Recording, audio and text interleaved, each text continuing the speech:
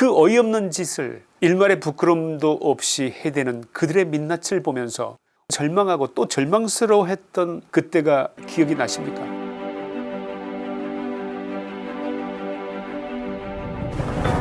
(2018년) 4.27 판문점 회담 당시 문재인 대통령이 김정은 위원장의 손에 슬그머니 쥐어준 USB, 아직도 거기에 무엇이 담겨 있었는지 공개되지 않고 있는 가운데 지극히 상식적인 의문 몇 가지가 남아 있습니다. 첫째, 왜 하필 USB에 넣어서 건네주었는가? USB란 본래 정보기록 장치입니다. USB를 건네주었다는 것은 우선 건네주려는 정보의 용량이 매우 컸기 때문일 것이라는 것이 1차적인 당연한 추론입니다.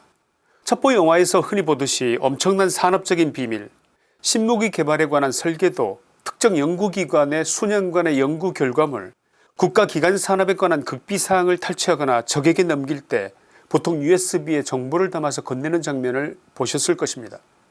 왜 문재인 대통령은 서류 상태가 아니라 뭔가 비밀스러운 내용을 담은 것처럼 오해를 사기에 딱 알맞은 USB에, 그것도 하필 우리의 주적인 북한의 수장 김정은에게 그 파일을 건네주었을까요? 건네주고 싶은 내용이 얼마나 크고 중요하길래 그렇게 대용량을 담을 수 있는 USB라는 기록장치라야 했을까 의문이 남습니다. 둘째, USB를 건네준 사실을 왜 처음에는 그런 적이 없다고 부인했을까? 2018년 4.27 남북정상회담 당시 문재인 대통령이 김정은에게 신경제구상이 담긴 USB를 건넸다는 보도가 나자 조한기 당시 청와대 의전비서관은 그 보도가 거짓이라고 우겼습니다. 보통 누군가가 중요한 비밀 같은 것을 들켰을 경우 처음에는 절대 아니라고 잡아떼기 마련인데 조 비서관의 거짓이라고 우기는 모습에서 기자들은 뭔가 있긴 있구나 이렇게 감을 잡은 것 같습니다.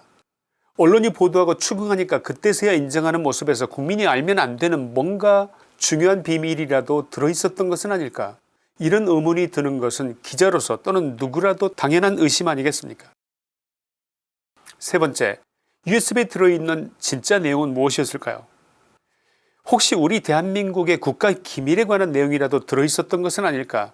아무도 보지 못하게, 심지어는 북한 고위급 인사들에게까지도 보여주지 않고 김정은 혼자 집무실 컴퓨터를 켜서 혼자 살펴보라고 김정은의 손에 슬며시 USB를 직접 건네준 것이 아니냐, 이런 의심이 드는데 왜 이런 의심까지 하는지는 여러분이 잘 아실 것입니다. 문재인 운동권 정부 인사들은 평생을 친북적인 행태를 보여온 사람들이기 때문에 그들은 북한의 이익을 위해서라면 무슨 짓이든 할 것만 같은 느낌이 드는데, 잘못이 있다면 그 느낌을 준 그 사람들의 잘못이지 그런 느낌이 드는 우리 잘못은 아니지 않습니까? 안 그렇습니까?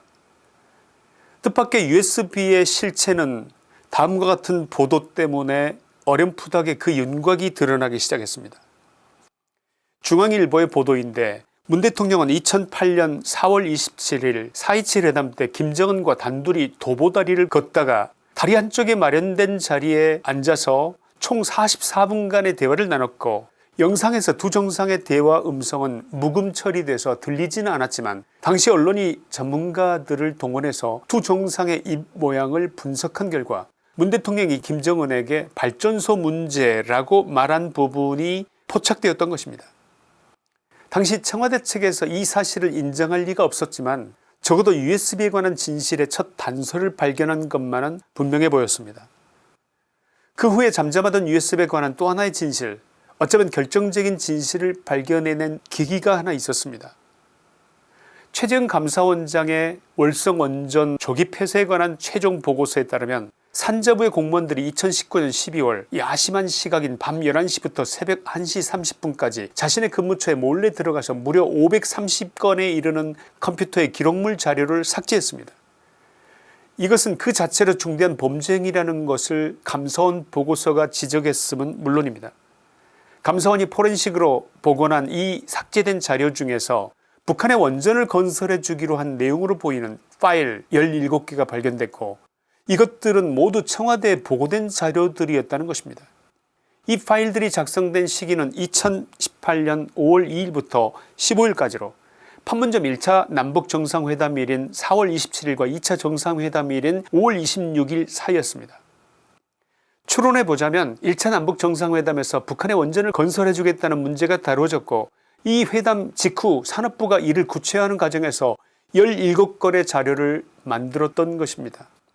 문재인 정부가 남한은 원전을 폐기하고 북한에는 원전을 지어주려 했다는 것을 우리가 어떻게 이해해야겠습니까? 어이가 없어서 말이 안 나오지 않습니까? 당시 청와대는 혹세무민하지 말라, 이거야말로 북푼 공작이라며 펄쩍 뛰었지만 그게 아니라면 왜 공무원을 시켜서 그것도 한밤중에 아무도 모르게 그 자료를 지우게 했겠습니까? 안 그렇습니까? 지금까지 정말로 이해가 안 가던 또 한 가지 의문, 우리나라 국민이라면 누구나가 느끼고 있었을지도 모르는 의문이 한 가지 있는데 어쩌면 그것이 김정은에게 건넨 USB와 연관이 있었을지도 모른다는 생각이 들었습니다. 대한민국의 역대 정권들 가운데 문재인 정권만큼 북한에 온갖 것을 퍼주고 잘해준 정권이 단 한 번이라도 있었는지 혹시 아시면 말씀해 보십시오. 있었습니까? 문제는 그런데도 북한은 하나도 고마워하지 않더라는 것입니다. 누구보다 북한에 잘해주려 하고 온갖 것을 못 퍼줘서 한이 맺힌 것처럼 보이는 북한 바라기 문재인을 삶은 소대가리라고 불렀습니다. 듣기에도 민망할 정도로 여러가지 최악의 막말을 동원해서 갖은 욕을 퍼부어댔다는 것을 우리 국민 모두가 알고 있지 않습니까? 왜 잘해줬는데 저렇게까지 할까? 수수께끼처럼 도저히 풀리지 않던 북한의 여러 행태 중 하나가 아니었습니까? 그러나 문득 USB 건을 살펴보면서 이런 생각이 들었습니다. 이 사건은 앞서 분석한 것처럼 국가 원수가 적극 호시탐탐 남한을 적화하려는 북한에게 USB 형태의 자료를 건넸다는 것은 아무리 봐도 이건 간단히 넘어갈 일이 아닌 것은 분명하다는 것입니다. USB, 거기에 뭔가 북한이 저렇게 나오는 뭔가가 있었을지도 모른다는 생각이 드는 것은 저만 그런 것일까요? 단순히 북한의 원전을 지어주겠다는 서류 정도가 아닌 뭔가 다른 것이 들어있었을지도 모른다는 것, 아마도 10년쯤이나 20년쯤 후에 아니면 영원히 밝혀지지 않을 비밀로 묻힐 수도 있겠지만 김여정의 저 험한 말 행동의 이면에 뭔가는 이 USB와 연관되어 있을 것이라는 추측, 그것의 실체는 김정은이 직접 나서서 공개하지 않으면 결국 알 길은 없겠지만 분명한 것은 약점이든 발목이든 뭔가 북한이 문재인의 뭔가를 잡고 있는 것이 아니라면 저럴 수는 없을 것이라는 느낌인 것입니다. 문재인은 북한이 무슨 짓을 해도 무슨 막말을 해도 꿀먹은 벙어리였습니다. 아시지 않습니까? 미사일을 쏴도 미사일이라고 말하지 못했습니다. 삶은 소대가리 앙천대소한다고 해도 겁먹은 개라고 말을 들어도 단 한마디 대꾸도 못하는 문 대통령의 약점이 도대체 무엇이었을까요? 결론입니다. 우리는 지난 5년간 무능한 사람들이 정부를 맡으면 어떻게 되는지를 똑똑히 봤습니다. 우리는 지난 5년간 시장경제를 무시하고 말마다 평등경제, 인간중심, 사람중심을 외치면서 대기업, 중소기업 경제인들의 주리를 틀면서 경제학 교과서에서 듣도 보도 못한 소득주도 성장이라는 이상한 경제정책으로 수많은 상공인들을 파산시키고 일자리를 사라지게 하는 마법같은 상황을 지켜봤습니다. 평생 돈 한 번 벌어본 적이 없는 자들, 오로지 정치판에서 빌부터 살았던 자들이 거짓으로 국민을 현혹해서 우연히 정권을 잡고 이 자리 저 자리를 모조리 꿰차면서 하는 국정정책들마다 되는 일이 없고 역풍이 불었던 것입니다. 해당 분야의 전문가를 쓰지 않고 운동만 해오던 자기들끼리 나누어 먹기를 했던 결과가 아니고 그 무엇이겠습니까?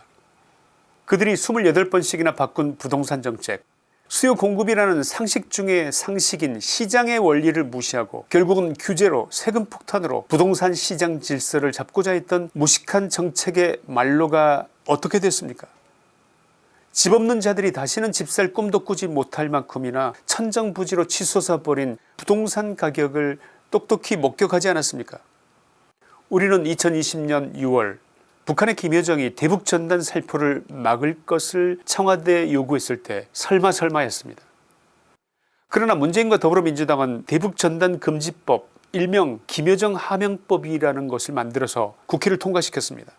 그 어이없는 짓을 일말의 부끄러움도 없이 해대는 그들의 민낯을 보면서 절망하고 또 절망스러워했던 그때가 기억이 나십니까?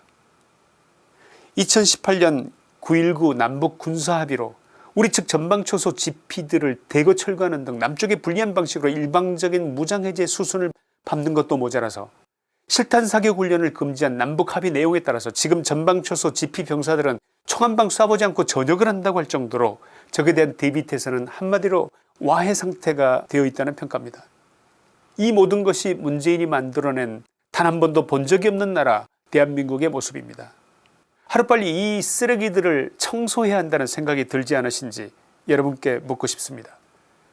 김천의 시사이다였습니다. 감사합니다.